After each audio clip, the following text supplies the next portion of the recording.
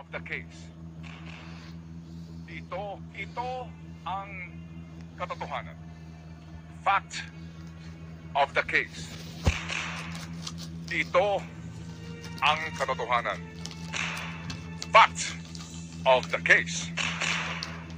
December 27, 2024 hanggang Enero 30, 2025, nagpasubasta ang DPWH Bulacan 1st District Engineering Office para sa construction of reinforced concrete river wall at Purok 4, Barangay Piel, Baliwag, Bulacan.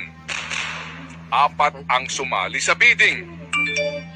At noong Pebrero 11, 2025, naglabas po ng desisyon ang Bids and Awards Committee o BAC na ang Sims Construction Trading na meron pong address sa Block 2, Lot 50, Swanshoff Way, MacArthur Village, Longos, Malolos, Bulacan na kinakatawan ng isang Sally and Santos ang siyang winning bidder. Ang winning bid ng Sims Construction ay 55,730,911 pesos and 60 centavos. Ang desisyon ng Bids and Awards Committee ay pirmado ng 7 miyembro. Kasama na ang tumayong BAC chairman na si Bryce Erickson D. Hernandez na Assistant District Engineer sa panahong iyon. Inaprubahan ng Bulacan 1st District Engineering Office District Engineer Henry C. Alcantara ang resolusyon ng BAC at ito'y pirmado Pebrero 14, 2025. Nagpirmahan ng kontrata ang DPWH Bulacan 1st District Engineering Office at ang Sims Construction Pebrero 24, 2025. Nakasaad sa kontrata ang Program of Works kung saan nakadetalye ang bawat bahagi ng trabaho na dapat gawin ng kontratista at ang kaukulang halaga na dapat ibayad sa kanila. Dapat matapos ang proyekto sa loob ng 240 calendar days o Oktubre 22, 2025.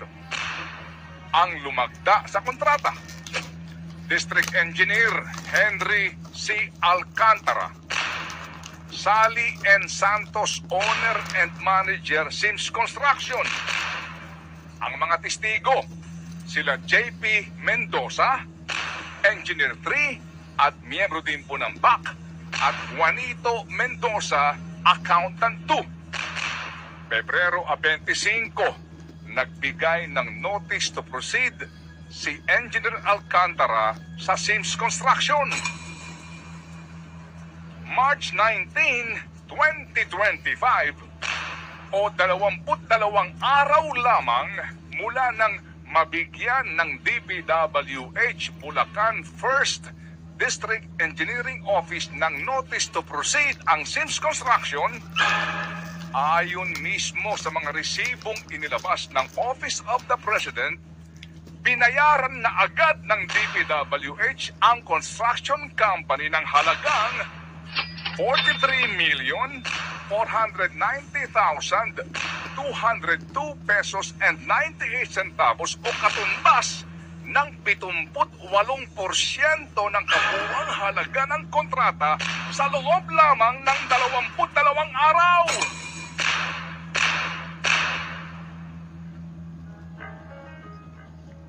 Nakasulat po sa resibo ng Sims Construction na ito'y first partial payment. June 30, 2025, binayaran po ng DPWH Bulacan 1st District Engineering Office ang Sims Construction Trading ng halagang 5,948,792 pesos and 98 centavos bilang second and final billing payment. As of July 31, 2025, 100% na umanong completed ang naturang proyekto. Yan ang mismong report na inilabas ng DPWH Bulacan 1st District Engineering Office. Pero noong ngang Agosto 20, pinuntahan ng Pangulong Marcos ang sinasabing proyekto pero ngunit wala siyang nakita. Paano nangyari ang kabulastugan na ito? Natural sa buwatan. Sa buwatan ng mga tuso. Napansin niyo ba na hindi katumbas ng kabuuang halaga ng kontrata ang tinanggap na bayad ng Sims Construction mula DPWH? Sa halip na 55.7 million pesos, 49.5 million pesos lang ang perang ibinayad sa kontratista. Nang sa ganon, sa aming palagay ay hindi nga naman papasok sa 50 million pesos na threshold ng anti-plunder law. Di ba't magkatuso?